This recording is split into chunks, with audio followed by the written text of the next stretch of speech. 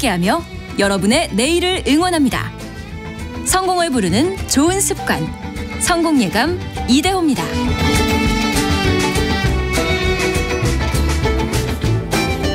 성공예감 이대호입니다. 2부가 시작됐습니다. 10시 5분 지나가고 있네요. 오늘 경제상식 퀴즈 정답은 맞벌이였습니다. 맞벌이. 6624님이 정년 퇴직한 아빠는 경비원이시고 엄마는 그 빌딩의 미화원으로 일하고 계십니다. 두 분 모두 자랑스럽습니다라고 보내주셨네요. 부모님이 좀 듣고 계시면 좋을 텐데. 1358님 4년 전부터 같이 일하고 있습니다. 아이 셋이 커갈수록 돈이 많이 들어가네요. 삼겹살 같은 외식을 못합니다. 먹는 걸로 소득의 3분의 1이 들어가는 듯하네요. 요즘 참 먹거리 물가도 많이 올라가지고요. 5304님 운전을 업으로 하고 있는데 참 덥고 졸립니다. 졸음이 확 달아나게 이름 한번 시원하게 불러주세요. 장진현 졸지마 이렇게 보내주셨는데 이렇게 반말로 보내주시면 어떻게 해요? 그럼 제가 반말로 읽게 되잖아요. 예, 장진현님 졸지 마세요. 이렇게 하면 더 좋으시려나? 정신 차리십시오. 정신. 큰일 납니다. 오늘 증시도 지금 상승 반전했습니다. 하락 출발을 했는데 코스피 코스닥 지금은 0.3% 안팎씩 상승 반전했고요.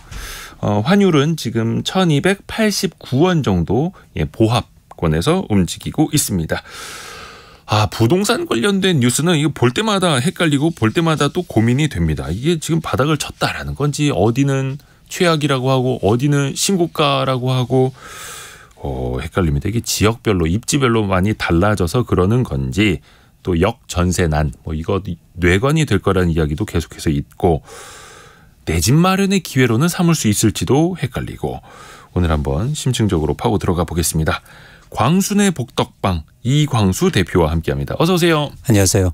직전에 미래에셋증권 건설과 부동산 시장 담당 애널리스트다가 이제는 독립을 하신 복덕방을 운영하시는 건 아니죠? 그렇습니다. 네. 그래서 어떤 분이 수수료 싸게 해주냐 이런 말씀하시는데 그건 아니고요. 독립 리서치입니다. 그러니까 리서치 회사의 이름이 광순의 복덕방. 친근하게. 요즘에 부동산 시장이 일단은 거래량이 많이 늘어났다라는 이야기를 지난 봄까지는 들은 것 같거든요. 네. 근데 그게 지속적으로 늘고 있습니까? 아니면 반짝이었습니까? 일단 3월까지는 전국하고 서울을 포함해서 아파트 거래량이 굉장히 빠르게 증가했었습니다. 3월까지는. 네, 그래서 한 1년 전 거래량으로 돌아간 거예요. 서울 같은 경우는 한 3천 건 이상이 거래됐는데 이 수준은 2021년 말 정도여서 시장의 거래량이 증가하니까 회복할 수 있다. 그리고 바닥 찍었다. 이런 의견이 굉장히 많았습니다. 근데 지금에 와서 보면은 반짝이었다 이게 되는 거예요? 근데 4월로 보니까 또 거래량이 이제는 감소하기 시작하는 거예요. 줄어들기 시작하고 한 평균적으로 한 8% 이상씩 떨어지기 시작하는데 일단 거래량 증가, 매매 거래량만 보면 2달 반짝이라고 보시면 됩니다. 근데 그 거래량 데이터는 좀 늦게 발표되죠. 시차가 좀 오래 나죠. 그렇죠. 그리고 또 하나 뭐냐면 한국에서 지금 여러분들이 보시는 가격 지표 내지 가격 몇 주마다 발표되는 건 있잖아요. 그것도 사실은 실거래 가격이 아니에요. 그런 차원에서는 사실은 거래량을 보시는 게 더 맞고 그리고 시장의 회복을 얘기하거나 어쨌든 가격 상승을 얘기할 때는 거래량의 추세적인 증가가 굉장히 중요합니다. 거래량이 증가하고 있다는 건 뭐냐면 수요가 회복하고 다시 증가하고 있다는 얘기예요. 그렇죠. 그래서 모든 자산 시장은 수요가 되게 중요하잖아요.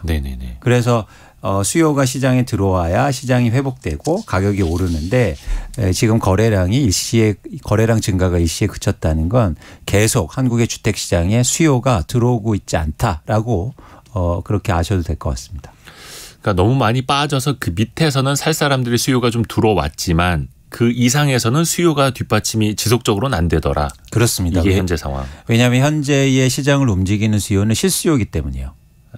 실수요는 특징이 어떠냐면 가격이 떨어지면 시장에 수요가 들어오지만 가격이 조금이라도 회복하고 오를 기세를 보이면 다시 실수요는 줄어듭니다. 지금 아닌 것 같아. 이 가격은 아닌 것 같아. 이렇게. 그렇죠. 그래서 지속적이지 않다는 거죠. 이광수 대표님이 애널리스트 출신인데 최근에도 한 증권사에서 보면은 집값이 계속 떨어질 가능성은 낮다. 이런 보고서가 나왔더라고요. 근데 조금 헷갈리는 게 배경을 보면은 지금 역전세 압박으로 집주인들이 집을 많이 내놓을 거다라는 분석들이 나오는데 오히려 그게 또 많지도 않다. 이런 논거들도 좀 있고요. 혹시 어떻게들 생각하시는지요? 그러니까 뭐 각자의 의견이 있겠지만 저희가 자산시장의 본질에 대해서 좀 고민하실 필요가 있어요. 자산시장은 절대 양으로 움직이지 않아요. 절대 양으로 움직이는 게 아니다. 그러니까 뭐냐면 어떤 트리거라든지 변화에 따라서 움직이는 거지 그게 뭐 매물이 많아서 꼭 빠지는 게 아니라는 겁니다. 예를 들면 어떤 말씀을 드리냐면 한국의 아파트 가격도 오를 때 한두 건이 오르면서 올리거든요. 그것도 심리 자극을 하죠. 그렇죠. 그게 대표적으로 앵커링 효과 때문에 그래요. 그게 뭐냐면 오를 때도 10억에 막 거래되다가 갑자기 한 건이 15억에 거래돼요. 그러면 다음 거래부터는 15억을 기준점으로 그렇죠. 이 앵커라는 게 배가 닷을 내린다는 그 표현인데 거기서부터 내린 다음에 거래가 돼요. 그래서 이 한 건이 굉장히 중요하거든요. 그래서 우리가 하반기나 내년도에 이 역전세 문제를 더 위험하게 보는 건 그런 한두 건이 그런 시장의 가격을 형성한다는 겁니다. 그런데 그렇죠. 예를 들어서 10억에 거래되다가 갑자기 7억에 거래됐어요. 그럼 누가 10억에 사려고 할까요? 한 건이라고 그래도. 사람들이 이거 한 건밖에 안 거래됐으니까 나는 8억에 사야지 9억에 사야지 이런 셈이 어디 있습니까? 그렇죠. 중고점을 기준점을 7억에서 시작한단 말이죠. 그래서 이런 변동성 특히 전세 역전세 문제가 시장의 변화를 일으킬 가능성이 크다는 겁니다. 그런데 보고서를 제가 정확히는 읽지는 않고 이제 그 내용을 보긴 했는데 비율이 낮아서 하락 가능성이 낮다는 거예요. 그거는 굉장히 그냥 정량적이고 제가 볼 때 한계가 있는 그런 뭐랄까 전망이죠. 그러니까 앞으로 1년 동안 전세 보증금을 반환해 줘야 하는 그런 전셋집 규모가 4.6%니 이게 전체적으로 많은 건 아니다라는 논리였는데 그걸로만은 설명이 안 된다. 설명이 안 될 뿐만 아니라 한계가 있다는 겁니다. 그러니까 우리나라가 주택이 뭐 아파트가 한 1,000만 채 이상이 있는데 그중에서 예를 들어서 아주 소수가 거래되면서 가격을 형성한단 말이죠. 4%라고 그러면 사실 엄청난 거예요. 그렇게 거래가 되면서 그것들이 거래가 되면서 가격을 형성한다는 걸 그러니까 자산시장이 기본적으로 그렇다. 그걸 좀 아실 필요가 있죠. 근데 예를 들어서 동네에 있는 어떤 사람이 저 10억짜리 집을 8억 전세 끼고 샀는데 지금 전세가 한 5억 6억밖에 안 돼서 이거 돈 모자라서 저 사람이 저 집을 빨리 판대. 근데 그 사람이 빨리 판 그 가격이 그래도 그 집 주변 사람들에게는 최신의 매매 가격으로 인지가 되어서 그렇죠. 앵커링 효과가 될 수 있다. 그렇죠. 그게 자산시장이고 사실은 그게 더 중요하다는 거죠. 쉽게 말해서 그렇게 거래됐는데 살려는 사람들이 그건 한 건밖에 안 된 거잖아. 저 급했던 사람의 한 건이니까. 그렇게 생각 안 한다는 겁니다. 그래요. 그래서 비율은 사실은 의미가 없다. 시장의 변동기에는 특히. 그렇게 봅니다. 그러면 그 가격 효과도 우리가 염두에 두고 생각을 좀 해야겠습니다. 이것도 비슷한 이야기일지 모르겠는데 뭐 항상 언론에서는 뭐 가장 상승률이 높았던 지역 막 이렇게 꼽습니다. 지난달 기준으로 아파트값 상승률 1위 보니까 경기도 용인시 처인구, 이어서 경기 화성, 경기 하남, 수원 영통. 저희가 뭐 지역 찍어드리는 거 아닙니다. 그냥 뉴스에 나온 내용입니다. 심지어 서울의 서초, 강남의 상승률을 이곳이 이제 뛰어넘었다라는 이야기인데 이 지역들의 특징은 뭘까요? 일단 용인시 처인구는 그 뭐 반도체 클러스터 막 이런 데 들어선다. 이런 뉴스가 있었던 것이고. 이런 지역의 공통점은 입주 물량이 상당히 많았고 그래서 가격의 하락폭이 최근에 좀 컸습니다. 그러다 보니까 상승폭이 크게 나타나는 거고요. 그리고 또 하나 뭐냐면 상대적으로 절대 가격이 낮아서 특례 보금자리 론 등 대출이 가능한 지역이었어요. 9억 이하. 그렇죠. 그렇다 보니까 이런 지역에 실수요가 몰리면서 개발 호재 그런 어떤 반도체 같은 호재까지 붙으면 상승률이 높았던 것으로 그렇게 판단됩니다. 가격도 낮았기 때문에 특례 보금자리론 쓰는 사람들이 들어올 수 있었고 많이 떨어진 만큼 많이 반등한 곳이다. 다만 이들 지역의 어떤 이런 상승세의 지속 가능성에 대해서는 그럼 대표님은? 전 낮다고 보는 거죠. 계속 말씀드리지만 일단 그 시장을 움직이는 건 실수요고 이런 지역에 이제 실수요가 들어간 건데 실수요는 다시 가격이 오르면 감소할 수밖에 없는 거죠. 모든 재화 가격이 그렇지 않습니까? 가격이 떨어지면 수요자 쓰려는 사람들은 늘어나지만 가격이 오르면 쓰려는 사람은 줄어들어요. 네네. 이게 한국의 부동산 시장, 주택 시장에서 똑같이 일어나는 현상이거든요. 네네. 그런 차원에서는 지속적으로 가격이 오르기는 좀 힘들다는 거죠. 그리고 최근에 보면은 경기도 지역 아파트의 경우인데 매매 거래 10건 중에 4건이 2030 세대에 의해서 거래가 됐다라고 합니다. 이들은 그러면 지금 부동산 시장이 좋지 않은 시기에 왜 샀을지, 과거에도 21년까지 막 시장 좋을 때 영끌에서 마지막으로 뛰어든 세대가 이 세대들이었잖아요. 이 현상 어떻게 좀 해석을 해야 돼요? 그러니까 이것도 마찬가지의 그 과정인데 그 이유인데 2030 세대는 상대적으로 자가 보유율이 낮잖아요. 네. 그렇기 때문에 무주택자가 많습니다. 그러다 보니까 집값이 떨어지니까 자기의 거주할 집을 샀다고 판단하고 있고요. 실제로 2030의 대출 이유를 살펴보면 내 집 마련이 50%가 넘었어요.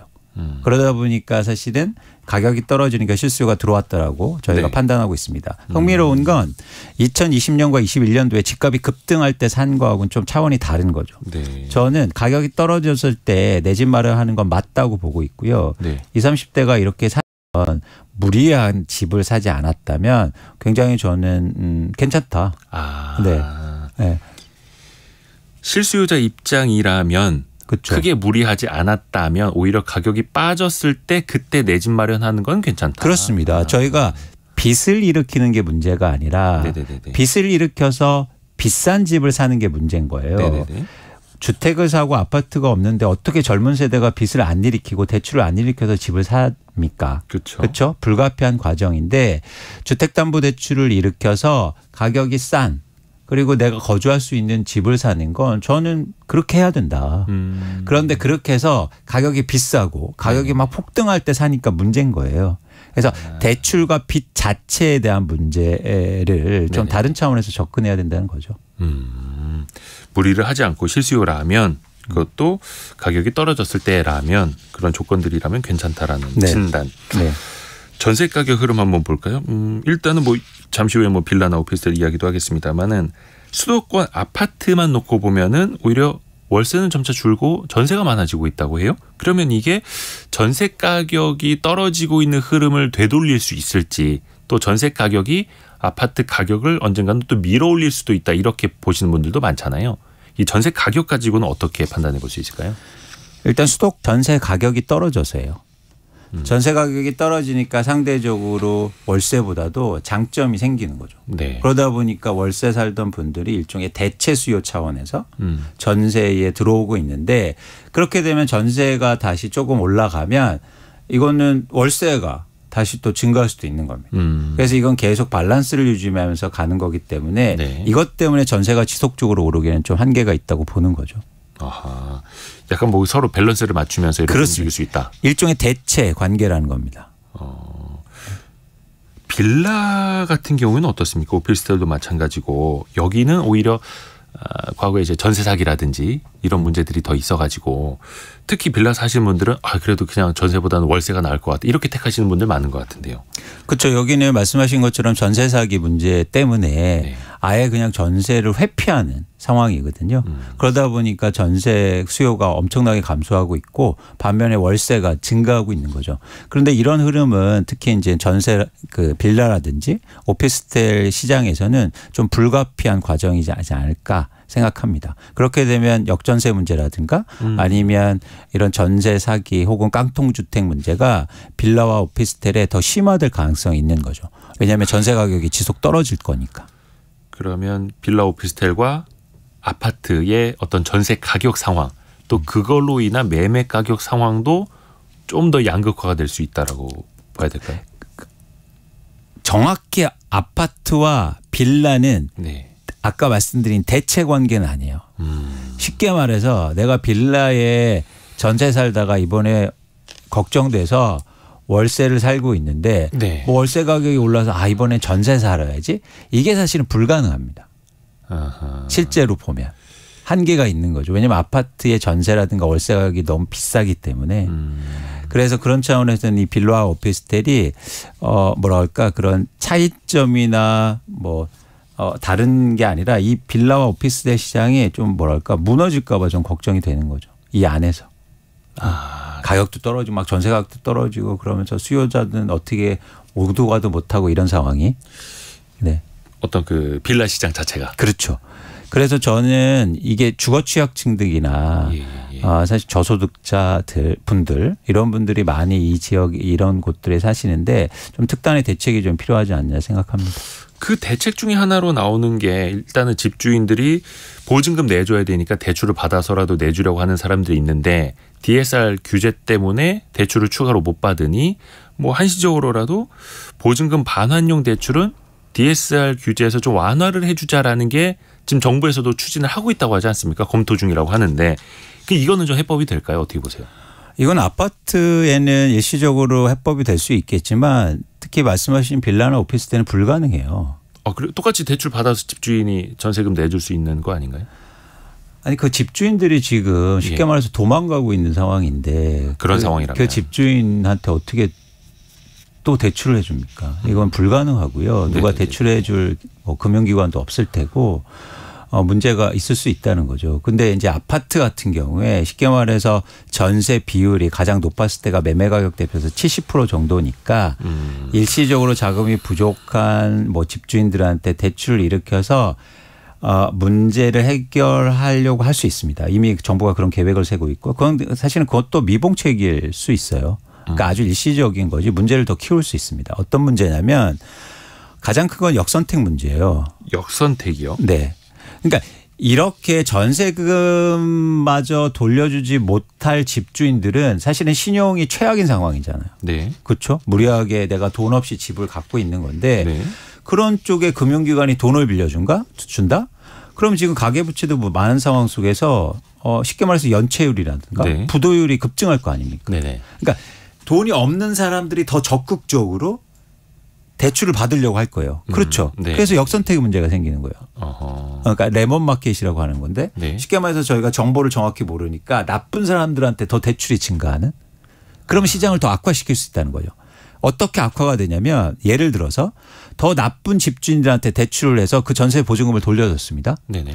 그런데 더 나쁜 집주인이고 상환 능력이 현저히 낮기 때문에 그 집에 새로운 임차인을 들이기가 힘들 거예요. 그 평판을 안다면? 평판뿐만 아니라 그 신호를 준 거죠.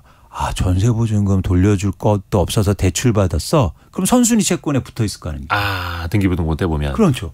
근데 그 집에 누가 전세가 들어가겠어요?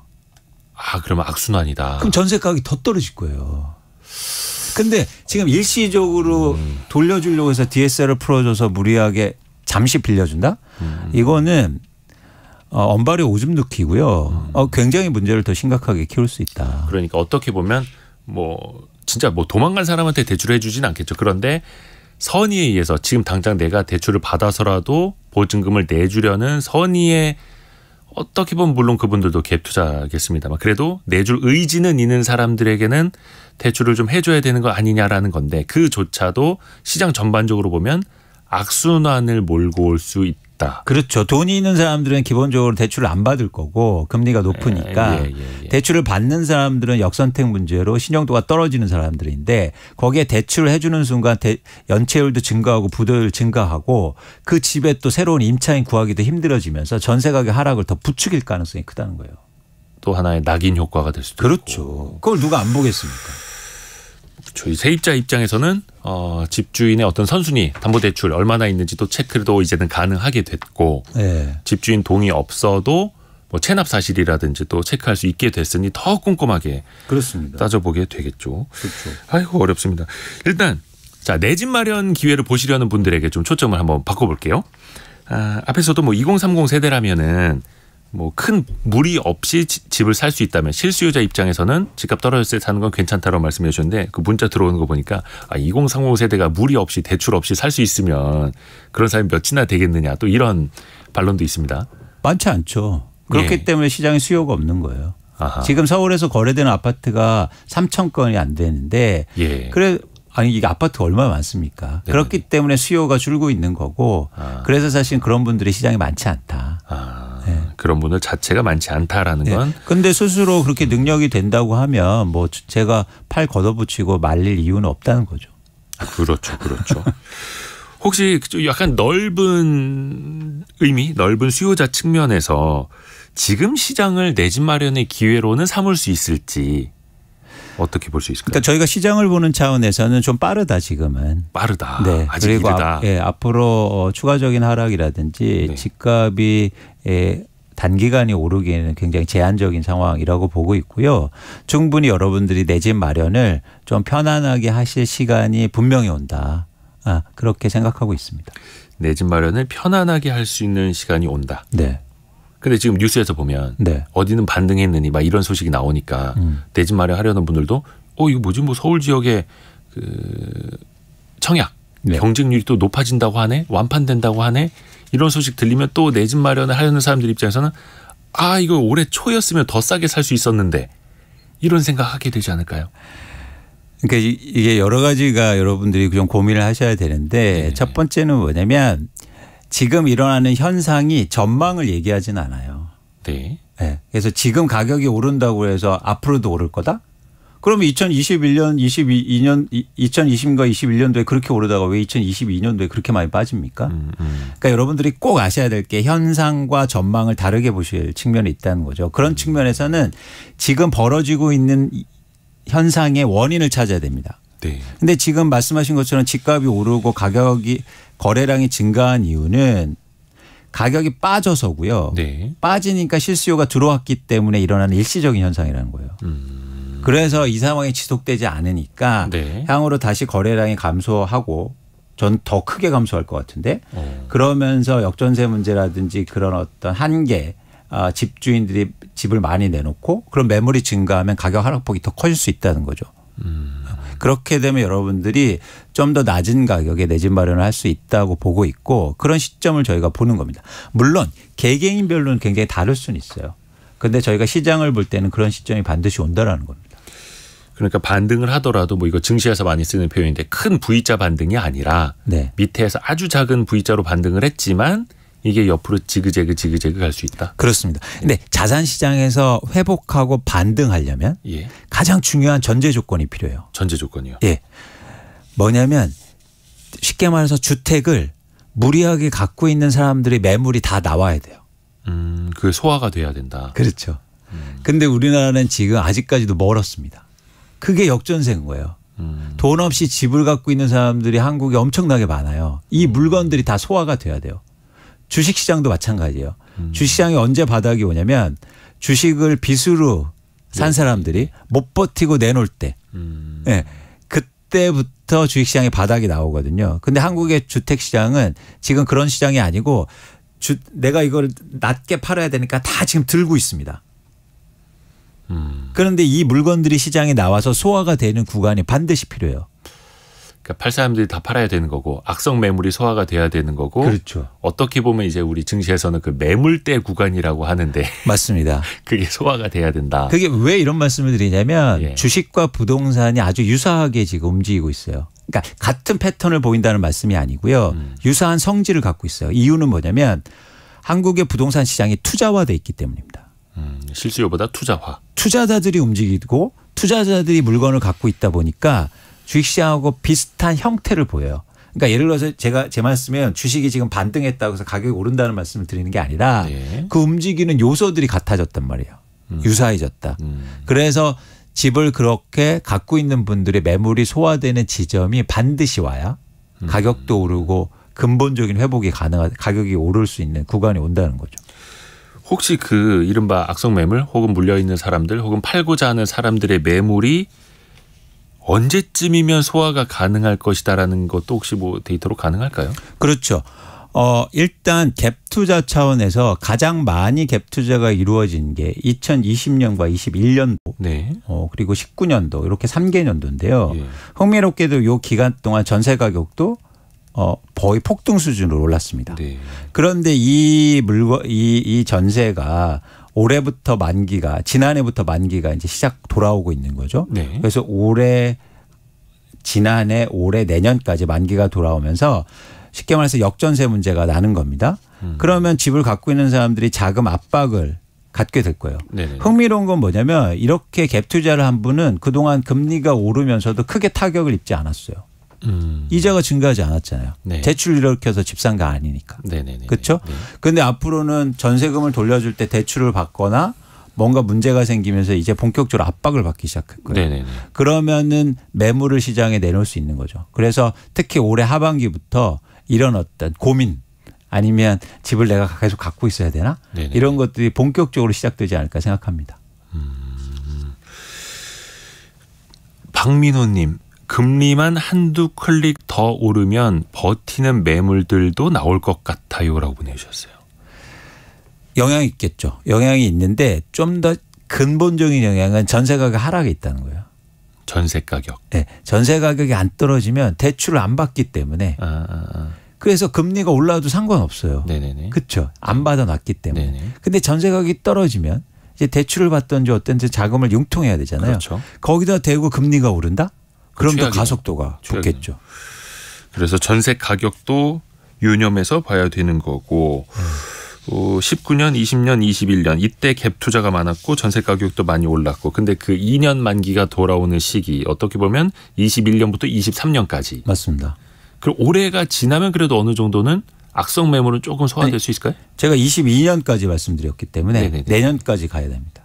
22년에 갭 투자를 한 물량까지도. 그렇죠. 그렇죠.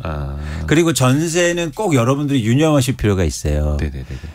주택 가격은 가격이 떨어지거나 오르거나 그 시장 가격에 거래하지 않아요. 근데 전세는 시장 가격이 형성되면 무조건 거래해야 돼요. 회피할 수가 없어요. 돌아오니까 만기가 돌아오니까. 그렇죠. 예를 들어서 이런 거죠. 전세 가격 떨어지면 난 떨어졌으니까 계약 안 해야지. 이게 불가능하다는 겁니다. 집 비워놓을 수는 없죠. 그렇죠. 회피가 불가능해요. 그리고 이미 임차인이 있는 구조상에서는 어쩔 수 없이 돌려주거나 반대로 예를 들어서 돈을 받는 구조였거든요. 그래서 내가 예를 들면 2018년도에 전세를 싸게 계약해 놨어요. 그런데 그 분들은 언제 또 계약을 했겠습니까? 2년마다. 2020년에. 그러면서 2020년에 시장 가격에 맞춰서 확 올려놨단 말이야. 그래서 우리나라 전체 전세가 이 구조를 갖고 있어요. 그런데 한 45%에서 48% 정도는 임대차 보호법으로 인해서 한 그 정도는 이제 안전망에 들어가 있는 건데 나머지 50% 이상이 노출돼 있는 거죠. 그래서 24년까지는 좀 그 소화 과정을 거쳐야 된다. 그렇습니다. 심영은 님이 청약은 항상 도전해봐도 되는 걸까요? 라는 질문을 주셨는데 근데 또 반대로 보면 최근에 청약 통장을 해지하는 사람들도 늘고 있다고 해요. 부동산 시장이 안 좋으니까 에이 이거 통장 써먹을 때도 없겠네. 뭐 몇백만 원 있는 거 딴 데 좀 융통하자 하고 해지하는 사람이 있을 텐데 이 분양은 좀 어떻게 보세요? 청약 시장은 청약 전략. 일단 최근에 서울과 수도권 일부 지역이 청약 시장이 굉장히 좋아지고 있는데요. 좀 그 변화의 출발 이유는 이 분양시장이 전매 제한을 풀면서 이 시장에 지금 투자자들이 들어오기 시작했습니다. 분양시장에는 투자자들이 들어온다. 그러니까 실수요뿐만이 아니라 투자 수요까지도 들어온다. 그렇죠. 그러다 보니까 지금 경쟁률이 높아지고 있고 뭐 그런 상황인데 저는 일단 청약의 기준은 뭐냐면 분양가와 예를 들어서 주변에 거래되는 가격과 여러분들이 좀 면밀하게 비교를 좀 해보셨으면 좋겠다. 근데 여러분들이 꼭 아셔야 될 게 내가 지금 이걸 분양받으면 이 가격은 고정된 가격이잖아요. 근데 주변의 가격은 계속 변동되지 않습니까? 근데 제가 지금 막 시장 좋다고 해서 지금 분양을 받았어요. 근데 향후에 가격이 빠졌어요. 그럼 이게 비싸 버리게 되는 거죠. 주변 시세보다. 이미 2021년도와 2022년도에 분양돼서 올해 입주하고 막 이런 아파트들은 다 마이너스 P가 붙었습니다. 분양가보다 싸요. 거래 가격이. 이런 상황이 올 수 있다는 거죠. 그래서 좀 분양가에 대해서 면밀하게 검토해 보시고 그리고 그게 충분히 나한테 내가 감내할 만한 수준이고 시장 가격 대비해서 어떤 수준인가를 쭉 보시면서 청약도 참여하셨으면 좋겠다는 말씀을 드리고 싶습니다. 이게 뭐 지역별로 다르겠습니다만 그 분양 가격은 어떻게 최근에 좀 부동산 시장이 안 좋아졌다고 해서 내린다거나 큰 변화는 혹시 없나요? 없죠. 지금 일시적으로는 없는데 그 이유가 있어요. 뭐냐면 원가를 낮추기 힘들어서요. 건설비도 많이 올랐고. 그리고 땅을 비싸게 사놨어요. 그러니까 쉽게 말해서 가격이 막 오를 때 건설사들이나 시행사들이 땅을 비싸게 사놨기 때문에 어쩔 수 없이 높은 가격에 분양해야 돼요. 그러다 보니까 분양가가 주변의 가격보다 비싸지니까 지방을 중심으로 해서 미분양이 증가하는 이유이기도 합니다. 그러게 그것도 여쭤보려고 했는데 지금 분양 이쪽을 놓고 보면은 그래도 서울은 실수요뿐만이 아니라 말씀하신 것처럼 투자 수요도 좀 들어오고 그런데 지방은 여전히 얼어붙어 있고 이거는 어떻게 우리가 해석을 해야 되겠습니까? 그 이유는 일단 투자 수요가 지방의 신규 분양 아파트에 참여를 안 하니까 그런 현상이 나타나요. 지금 지방에 그 아파트 분양을 누가 투자하겠습니까? 거래도 안 될 건데 가격도 더 떨어질 건데 그렇기 때문에 차별화가 나타나는 거고요. 그나마 서울은 투자자들이나 아니면 그렇게 일종의 분양권 전매를 통해서 뭔가 이익을 보려는 사람들이 있다는 거죠. 근데 지방에 그러기엔 좀 힘들다는 거예요. 항상 지방은 네. 서울이 막 이렇게 크게 호황인 뒤에 변화가 일어나거든요. 나중에 뒤따라오는. 예, 동시적으로 일어나기 힘들어요. 그래서 어느 정도 서울이 다 회복이 된 다음에나 또 지역도 기대를 해볼 수 있는. 그때서야. 그렇죠. 그래서 마치 서울이 엄청나게 오르거나 수도권이 오르면 상대적으로 싸 보이잖아요. 가격이. 네네네. 그런 현상이 나타나야 그런 지역의 투자자들이 다시 들어갑니다. 혹시 그 청약통장 깰까 말까 또 고민하시는 분들에게는 혹시 조언해 주실 거 있을까요? 그래도 뭐. 근데 요즘에 이제 안타까운 게 청약통장 깨는 게 시장의 부동산 시장이 안 좋다기보다 이제 자금이 부족해서 개개인의 사정에 따라서. 네, 그래서 내가 지금 당장 뭐 학비도 모자라거나 아니면 생활비가 모자라서 깨시는 분들이 많다는 정확한 이제 통계 자료는 없지만 네. 근데 그분들한테 청약통장을 깨지 말라고 제가 들을 수는 없고요. 네. 대신 여유가 있으시면 청약통장은 깨지지 마시라. 금리가 좀 낮은 게 단점이긴 하지만 네. 그래도 나중에 시장에 또 변화가 오고 그러면 그게 또 점수가 쌓이는 거니까 좀 무리하지 않는 한도 내에서는 청약통장을 유지하셨으면 좋겠다는 생각입니다. 정말 급하지 않으면 그래도 갖고는 있어라. 그렇죠. 그리고 3기 신도시라고 하는 예. 또 이렇게 분양이 엄청난 있으니까. 공급이 또 있으니까. 네. 그 집값들이 엄청 싸게 나올 가능성이 있거든요. 예. 그렇게 되면 내 집만을 위해서 필요할 수도 있는 거죠. 3기 신도시는 이제 뭐 사전 청약도 많이 했고 네. 이제 공급이 줄줄이 나올 텐데 혹시 그 물량이 전체적인 특히 거기 다 수도권이니까 수도권 가격에 장기적으로 그럼 영향을 또 미칠 수 있을까요? 이제 장기적인 예측이 되게 힘들긴 한데 네네네. 왜냐하면 예를 들어서 그렇게 보면 3기 신도시가 공급되고 시장에 실제로 유입이 되면 네. 가격이 크게 하락할 수 있죠. 근데 만약에 그렇게 공급되고 3기 신도시가 들어올 때 네. 서울을 중심으로 해서 대규모로 1기 신도시도 그렇고 대규모로 재건축에 막 들어갑니다. 네. 그럼 어떻게 되겠어요? 그러면 또 막 부동산 가격도 오르고 3기 신도시 공급이 제한적일 수 있거든요. 네. 그래서 지금 1기 신도시의 재건축 여부도 사실 중요한데 네. 그래서 장기적으로는 그런 변화도 있기 때문에 저는 사실 아주 장기 전망은 하지 않습니다. 약간 그게 또 의미가 없을 수도 있고. 네, 저는 어떤 말 좋아하냐면요. We are all dead in the long run. 언젠간 모든 인간 다 죽는다. 왜 이렇게 장기 걱정하고 사냐는 거죠. 네. 또 원체 케이지가 한 말입니다. 네, 부동산이라는 것도 원체 이제 길게 보고 뭐 실수요든 투자든 준비를 또 해야 되다 보니까 또 그 고민들은 늘 있으신 것 같아요. 근데 길게를 예를 들어 막 10년, 20년으로 보지 마시고 5년 후. 5년 정도. 네. 저희 애널리스트들은 3년과 5년 전망만 하거든요. 요 정도 보였으면 좋겠어요. 네. 요거는 약간 뭐 투자 수요, 실수요든 무엇이든. 그렇죠. 그렇죠. 아까 잠깐 1기 신도시 리모델링이나 재건축 이야기해 주셨는데 그래서 정부에서도 좀 규제 완화를 통해서 1기 신도시 재건축 재개발을 유도하려고는 하는데 이것도 전문가들마다 전망은 다 엇갈리더라고요.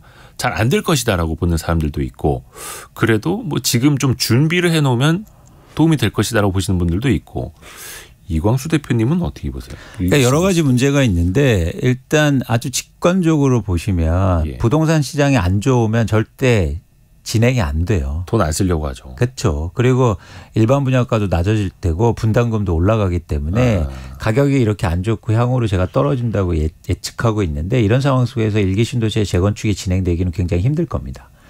근데 나중에 다시 가격이 회복하고 오르면 충분히 오르면 이제 재건축이 본격적으로 진행되겠죠. 그래서 여러분들이 꼭 감안하셔야 될 게 재건축이 특별법이 생기고 이런다고 해서 빨리 진행되긴 힘들다. 결국엔 시장 상황이 중요한데 시장 상황을 감안하면 이런 재건축들이 본격적으로 시행되는 건 충분한 시간이 좀 필요하지 않느냐 생각입니다. 충분한 시간. 그래서 아까 말씀해 주신 것처럼 뭐 역전세라든지 그런 악성 매물이 소화되고 이런 것까지 어떻게 보면 이제 가격에 반영이 돼야 일기 신도시를 갖고 있는 사람들도 아 그래 우리가 분담금 좀 감안을 하고 그렇죠. 재건축해보자 할 수 있는 거고. 분담금이 중요한 건 뭐냐면 분담금 자체도 의미가 있지만 네. 내가 그 집을 얼마에 매입했느냐도 중요한 거죠. 예를 들어서 제가 일기 신도시 집을 10억에 샀는데 네. 굉장히 사람마다 다를 거 아니에요. 네네. 5억에 산 사람도 있고 6억에 산 사람도 있고 근데 6억 같은 분담금 1억이라고 그래도 5억에 산 사람은 나 이거 빨리 내서 새 집 갖고 싶어 이럴 거라는 거죠. 그렇죠. 근데 10억에 집을 매입한 산 사람은 1억이 엄청나게 부담스러울 거예요. 그렇죠. 그리고 내가 그걸 왜 내지? 이러면서. 그래서 일기 신도시가 이 재건축이 진행되기 어려운 게 스펙트럼이 굉장히 다양하기 때문에.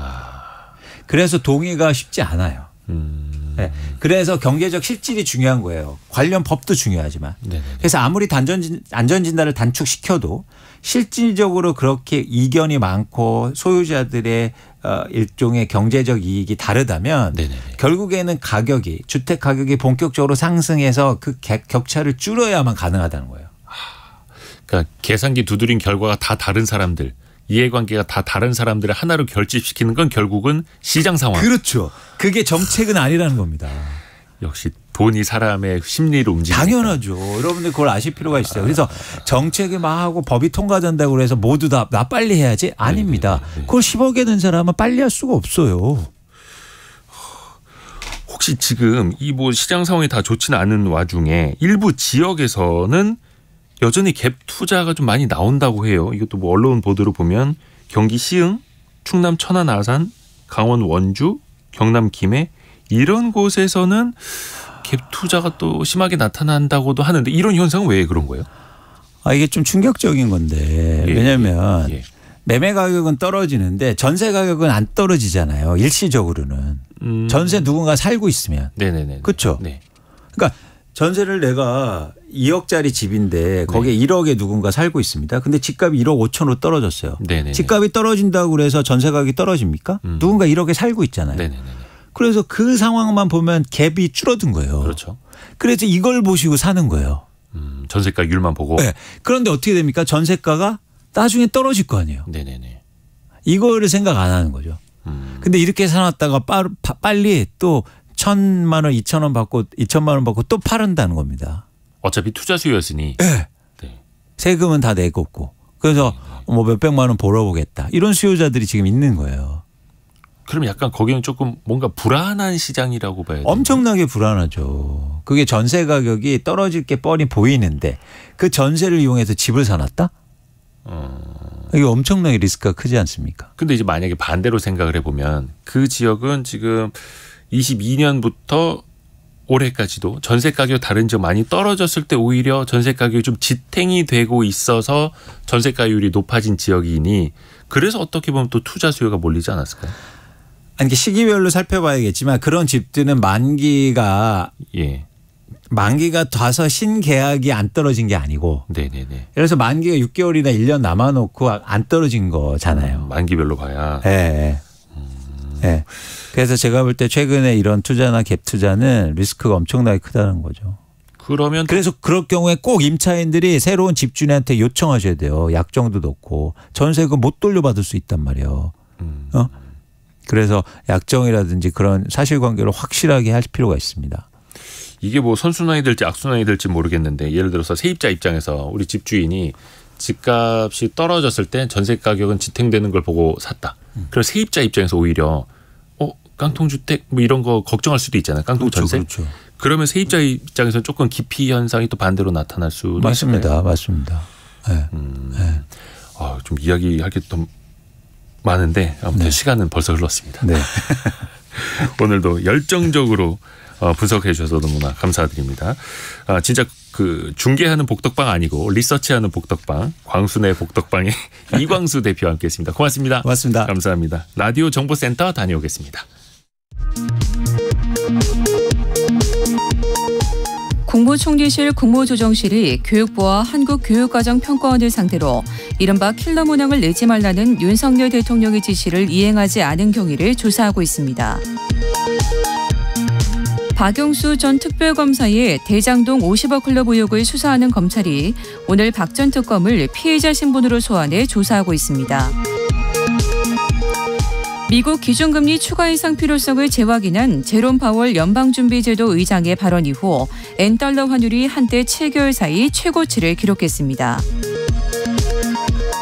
세계 최대 전자상거래 업체 아마존이 고객들을 속여 유료 회원제 프로그램인 프라임에 가입하게 하고 취소 절차는 복잡하게 만들었다는 이유로 미국 연방거래위원회 FTC로부터 또 소송을 당했습니다. 아마존은 FTC의 주장은 팩트가 틀렸다고 반박했습니다. 지금까지 라디오 정보센터 뉴스의 정한나였습니다. 많은 분들이 뭐 정답도 그렇고 아까 그 의견도 많이 보내주셨는데 아까 1부 때 온 문자인데요. 강승구님 이대호 편집장님 오신 이후로 소개된 적이 없네. 점점점점점점 이렇게 보내주셨고 김경민님 어쩜 한 번도 당첨이 안 될까요? 유유라고 보내주셨고요. 예. 지금 읽어드렸습니다. 근데 이거 아까 한 1시간 전쯤에 보내신 거여서 계속 듣고 계셔야 될 텐데. 애프터 서비스 시간 이어갑니다. 이혜리 리포터 어서 오세요. 안녕하세요. 질문 많이 들어왔죠? 어떤 질문부터 받아볼까요? 청취자 김생근 님이 개인 파산하면 몇 년이 지나야 신용회복이 되는 건가요? 라고 이렇게 질문을 주셨습니다. 그래서 이 질문에 대한 답은 법무법인 법승의 문필성 변호사에게 들어봤습니다. 네. 그 개인 파산 면책 결정이 확정이 되면 법원은 신용정보 이용 및 보호에 관한 법률에 따라 설립이 된 신용정보원의 면책 통지를 합니다. 그렇게 되면 파산 면책으로 인한 연체 정보를 삭제를 하고 공공기록 코드로 등재를 해서 관리를 하게 되는 거고요. 하지만 채무자가 파산 결정을 받았다는 사실에 대해 공공기록 코드를 등록하게 되면 이 금융기관들은 이 기록을 5년 동안 금융기관들끼리 공유를 할 수 있거든요. 그렇게 되면 신용거래에 장애가 발생할 수가 있습니다. 그렇기 때문에 일반적으로 5년간은 신용회복이 되기가 어렵다고 봅니다. 신용카드를 발급을 받거나 채무자 명의의 대출을 받는 게 좀 어려워질 수 있다는 것이죠. 하지만 5년이 지나서 공공기록이 삭제가 되면 신용점수가 상승이 가능하거든요. 면책 이후에는 그 5년 동안 신용관리를 또 잘해둘 필요가 있습니다. 네, 다음 질문은요. 네, 휴대전화 뒷번호 4917번님이 편의점을 13년 차 운영하고 있는데요. 매출이 저조해서 본사에 폐업 문의를 했습니다. 위약금을 2천만 원 이상 달라고 하는데 위약금 적정 여부 등 이런 중재받을 만한 공적 기관이 있는지 알려주시면 감사하겠습니다. 라고 이렇게 보내주셔서요. 네. 이 질문에 대한 답도 문필성 변호사에게 들어봤습니다.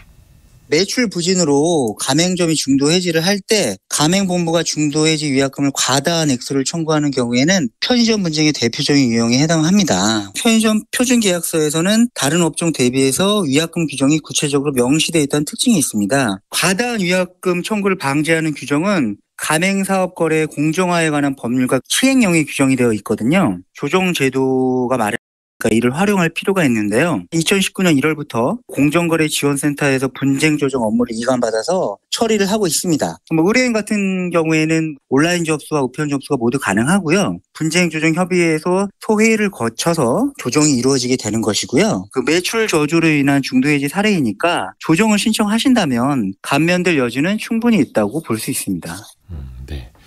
이어서 김태현님의 질문 있네요. 네. 직장인도 노란우산 가입이 되나요? 아니면은 직장인 소득공제와 복리 노후를 위해서 좋은 공제 있나요? 라고 질문 주셨어요. 저희가 노란우산 공제에 대해서도 계속해서 전달해드리고 있는데 일단 노란우산 공제는 사장님들을 위한 미래 퇴직 대비 자금이라고 보시면 되겠죠. 소상공인 자영업자들의 폐업을 대비해서 가입을 하는 거고요. 법인의 대표 혹은 개인 사업자들만 가능합니다. 직장인들은 이거 말고도 개인형 퇴직연금 IRP라든지 연금저축 같은 걸 따로 가입을 할 수가 있습니다. 우리가 흔히들 3층 연금이라고 하죠. 국민연금 있고 직장의 퇴직금 회사가 이렇게 쌓아주는 것도 있고 그 위에 개인연금인데 자영업자 소상공인 입장에서는 직장 퇴직금이 따로 없기 때문에 그래서 그것을 노란우산 공제로 같이 하십사 이렇게 구조를 짜놓은 거죠. 네. 그리고 차상윤 님이 노란우산 가입자인데요. 지급 요청 나이가 되면 국민연금과 별도로 받을 수 있는 거죠? 그럼요. 국민연금하고 별도고요. 뭐 국민연금 많이 받는다고 해서 노란우산 공제 내가 냈던 금액 덜 주는 것도 아니고요. 노란우산은 내가 별도로 내는 금액이기 때문에 분리가 되어서 받을 수 있다. 만 60세가 되고 납입 회차가 120회 이상 됐다. 이런 두 가지 조건이 충족이 되면 받을 수가 있습니다. 네. 그리고 그 청취자 김다운 님이 보증보험 관련해서 확실히 짚고 넘어가야 할 부분이 임대인이 임대사업자일 경우 아닌가요? 사업자를 내지 않고 임대하는 분들도 많기 때문에 반드시 구별되어야 할 것 같아요. 라고 이렇게 문자를 보내주셨어요. 그래서 보증보험 필수 가입 제도에 대해서 설명 부탁드립니다. 말씀하신 것처럼 필수, 의무적으로 전세 보증 보험에 가입을 해야 하는 사람은 말씀하신 것처럼 이거를 사업으로 하는 사업을 목적으로 하는 등록 임대인이 맞습니다. 임대 사업자라면은 보증보험에 가입을 할 의무가 있는 거고요. 만약에 그거를 지키지 않을 경우에 최대 3천만 원 한도에서 임대 보증금의 10% 수준의 과태료가 부과될 수 있습니다. 네. 그리고 어제 경제상식 퀴즈 정답이 전기요금이었는데 휴대전화 뒷번호 6859번님과 그리고 청취자 남하은님이 주택용 에너지 캐시백 어떻게 신청하는 건가요? 라고 이렇게 질문을 주셨어요. 에너지 캐시백, 전기요금을 내가 줄이면 그만큼 뭐 1kW당 한 100원까지도 돈을 돌려주는 거죠. 맞아요. 6월에 수령하는 그 전기요금 청구서에 QR코드가 있을 겁니다. 그걸 스마트폰으로 스캔하면 그 방법이 나오고요. 아니면 포털사이트에 한전 에너지 캐시백을 검색하시거나 한전 고객센터 123번으로 전화를 하셔서 문자 메시지로 URL, 가입 경로를 받아서 거기에서 신청하실 수 있습니다. 다만 이제 다른 스미싱, 문자 메시지 피싱 이거랑 헷갈리시지 않게 좀 주의하시길 바라겠고요. 모바일 애플리케이션이 있습니다. 한전온이라는 앱이 있습니다. 제가 사실 오늘 아침에 한전온 앱을 다운받아서 신청했습니다. 한 5분도 안 걸리더라고요. 그러니까 휴대전화 본인께 맞는지만 이렇게 인증을 하면 쉽게 가입을 할 수 있더라고요. 여러분 한 번씩 해보시길 바라겠습니다. 더 중요한 건 뭐냐면 이거 아무리 신청해놔도 내가 쓰던 전기를 줄여야 됩니다. 전에 사용하던 것보다 줄여야만 캐시백을 받을 수 있다라는 겁니다. 이혜리 리포터 수고 많으셨습니다. 네, 고맙습니다. 날씨가 엄청 더워지죠. 그래서 에어컨을 이제 가동을 해야 될 것 같고 그런데 전기요금은 아껴야지 캐시백을 받고 도랑치고 가지 잡고가 됐으면 좋겠습니다. 많이 더 힘드실 텐데요. 건강 잘 챙기시길 바라겠습니다. 내일 아침 9시 5분에 다시 찾아뵐게요. 성공 예감은 오늘도 여러분을 응원합니다.